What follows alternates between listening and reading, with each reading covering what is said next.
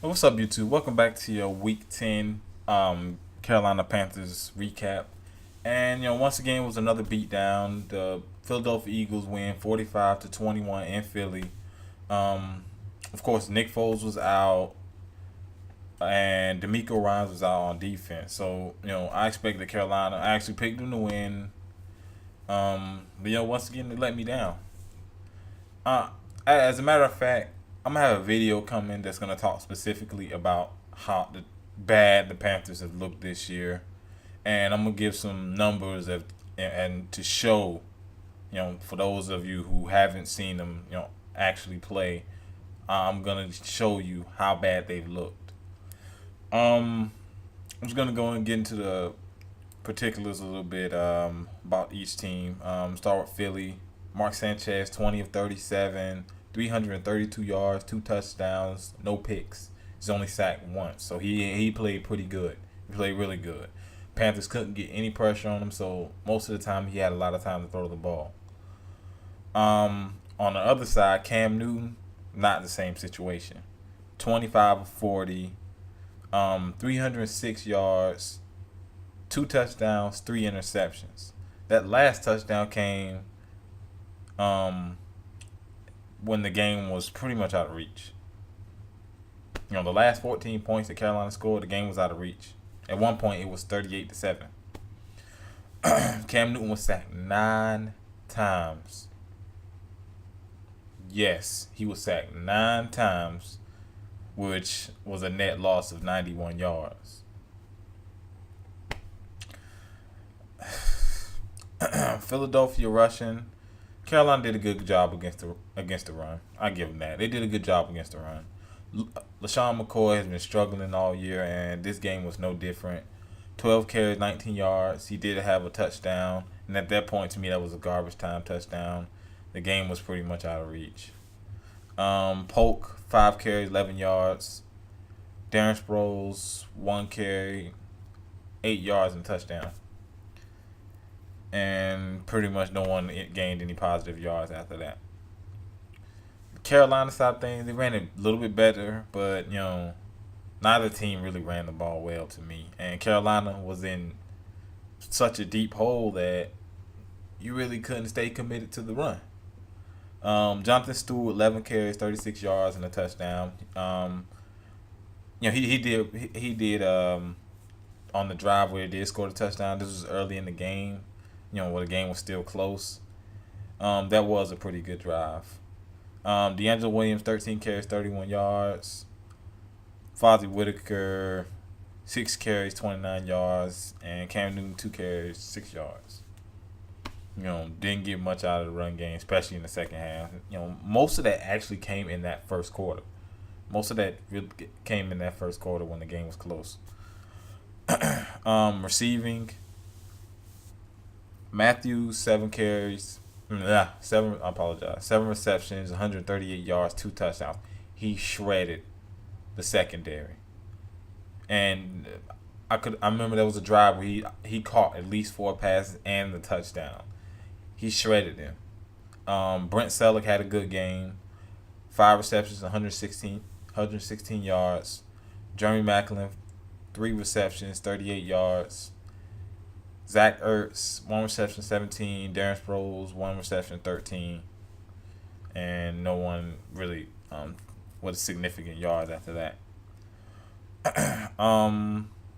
The Panthers turned it over 5 times. You're not going to win many games, especially when Philly didn't turn the ball over at all. Panthers turned it over 5 times. Surprising they were least penalized, but it went to a point where it didn't even matter anymore. Defensively for Philly, Michael Kendricks played good. Connor Barwin was a monster. He was able to get tons of pressure. He had 3.5 sacks. Kendricks had 1 sack. Trent Cole had a sack. He was able to get pressure. Graham was able to get pressure. He had 1.5 sacks. And Carolina's offensive line didn't do a good job of protecting Cam Newton. And the blame also goes on Cam, and then you also have to look at the receivers. we don't have any guys that can get any separation. Carolina doesn't have any guys that can get separation. Um, Greg Olsen was the one guy that could actually get some kind of separation. He's not known to be a really fast guy. Kelvin Benjamin, still a rookie. The guy, he's not a speed. He's not fast. And a lot of times he's getting double covered, and he's not able to outrun guys. And Cartry, Avant, these guys can't get open, man. These second-rate receivers, a lot of these guys are at the end of their careers or past their primes, and even when they were in their primes, they weren't that great anyway. So, those guys couldn't get open. And Cam, a lot of times, had to hold the ball. A lot of times, instead of checking it down, he would run and take a sack.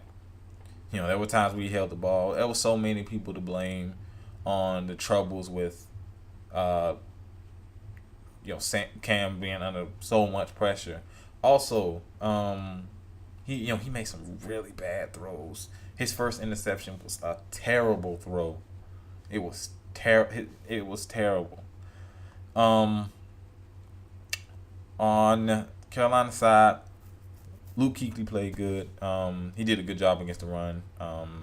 Sean McCoy or anybody that tried to run the ball, they weren't really able to. Thomas Davis played pretty good. Secondary, trash. Front four, trash. Only guys I say played good were Luke Kuechly and Thomas Davis made some plays. Anybody else played like trash. Special team was trash. I already said the secondary was trash, and defensive line couldn't get any pressure on Mark Sanchez. And they got one sack, and that was late in the game. Now I say they did a pretty good job against the run, but seeing this is one of the teams that I believe were top 3 in sacks last year. The guys are really missing Greg Hardy, and he won't be back this year. There's a domestic violence charges that he's done for the season. I mean, I already said that, but looking at this game, it seems like they look worse and worse every week. And I'm gonna get into some stats on exactly what Carolina ranks in specific categories, and it's fucking crazy when you compare it to last season. It's Dr. Jekyll, Mr. Hyde team compared to last season. You lose so many players, but anyways, third down efficiency, Carolina's 10-20, that's good. Philly was 5-15. Guess what? They didn't get many third downs because guess what? They was going on first and second. Let me see. Penalties. Carolina 4 penalties, 30 yards, and Philly 5 penalties, 50. Let's see. Philly had 2. They had one defensive touchdown, and Darren Sproles returned a punt for a touchdown. At that point, it was 10-7. Carolina was still in this game. I knew right then when Darren Sproles, and he made it look easy. 90%, 95% of the time, a punter is not going to tackle Darren Sproles. We know this. And it was terrible punt coverage, honestly. It was terrible punt coverage, and at that point, it was 10-7. Darren Sproles returned that punt to make it 17-7. At that point, I knew it was over. For as much as this offense was struggling, protecting the quarterback, inability to run, and Cam Newton's he either holds the ball too long, gets sacked, makes a bad pass, throws an interception, doesn't get time majority of the time, or guys just don't get open. But I'm done. It was a great win by Philly. Philly completely dominated. Their defensive line dominated.